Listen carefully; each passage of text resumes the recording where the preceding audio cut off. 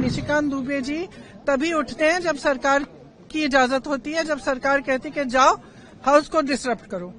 0 our ballot पे आता है, आप देखिए उनका हर रोज 0 आवर आ जाता है।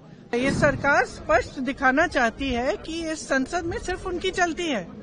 ये तो स्पीकर साहब का भी निरादर है, ये संसद का निरादर है, ये लोकतंत्र का निरादर है, ये इस देश की जनता का निरादर है। सबसे पहले स्पष्ट ये होना चाहिए कि निशिकांत दुबे जी तभी उठते हैं जब सरकार की इजाजत होती है, जब सरकार कहती है कि जाओ हाउस को डिसरप्ट करो। 0 आवर बैलेट पे आता है, आप देखिए उनका हर रोज 0 आवर आ जाता है। हम मांगते मांगते बैठे रहते हैं, हमारा नहीं आता है। तो जब सरकार चाहती है कि कुछ डिसरप्शन करना है तो उनको उठाते हैं। अब आप बताइए, अगर एलओपी को बोलने नहीं दिया, एलओपी को एक किताब जो प्रकाशित है, जो आज आपके सामने भी दिखाई है उन्होंने कि प्रकाशित किताब है, अमेज़न से खरीदी गई प्रकाशित किताब है, उससे कोट नहीं करने दे रहे। आप नियम कह रहे हो कि ये नियम का उल्लंघन है। तो अब ये महाराज उठे हैं और ये 6 किताबें सामने दिखा रहे हैं, उनमें से कोट कर रहे हैं, आप कुछ नहीं कह रहे हैं। इनका माइक चला जा रहा है। और किस लिए कराया गया? ये सरकार स्पष्ट दिखाना चाहती है कि इस संसद में सिर्फ उनकी चलती है। ये तो स्पीकर साहब का भी निरादर है, ये संसद का निरादर है, ये लोकतंत्र का निरादर है, ये इस देश की जनता का निरादर है। ये संसद, मैंने सुबह भी कहा, लोकतंत्र का मंदिर है। इसमें पूरे देश की आस्था जुड़ी है। इस संसद से एक एक हमारा जो नागरिक है उसकी आस्था जुड़ी हुई है। और आस्था किस चीज में है? लोकतंत्र में है, अपनी अभिव्यक्ति में, कि हर नागरिक की अभिव्यक्ति यहाँ पे होनी चाहिए।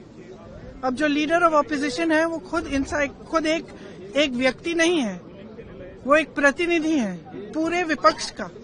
मतलब कि जिसने वोट दिया इन सब सांसदों के लिए उनके प्रतिनिधि हैं। आप उनका मुंह बंद करना चाहते हो। वो एक किताब से कोट कर रहे हैं, आप उस किताब से कोट नहीं करने दे रहे। और कोई सरकार किसी को रोज रोज खड़ा कर देगी और वो तमाम फिजूल की बातें ऐसी, फिर वही नेहरू की बातें, फिर नेहरू।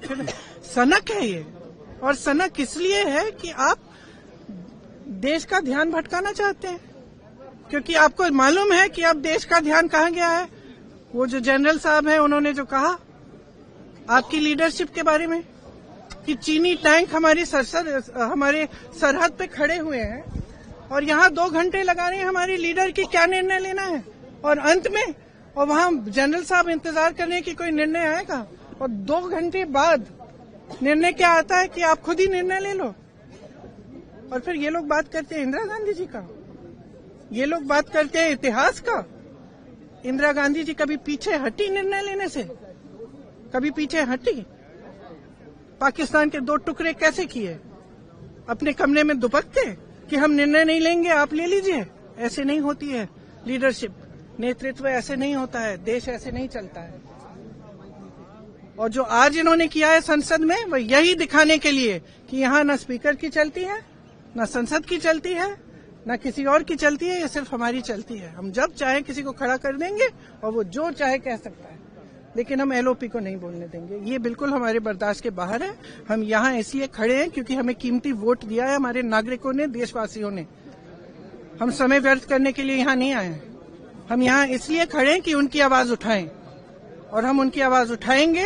और हमारे एलओपी को जब तक बोलने नहीं दिया जाएगा तब तक हम इनको भी नहीं बोलने देंगे। और ये कोई राजनीतिक खेल नहीं है, ये एक बहुत ही गंभीर मामला है। हर देश के नागरिक को समझना चाहिए। ये नहीं है कि हम यहाँ नौटंकी करने आए हैं, ये बहुत ही गंभीर मामला है।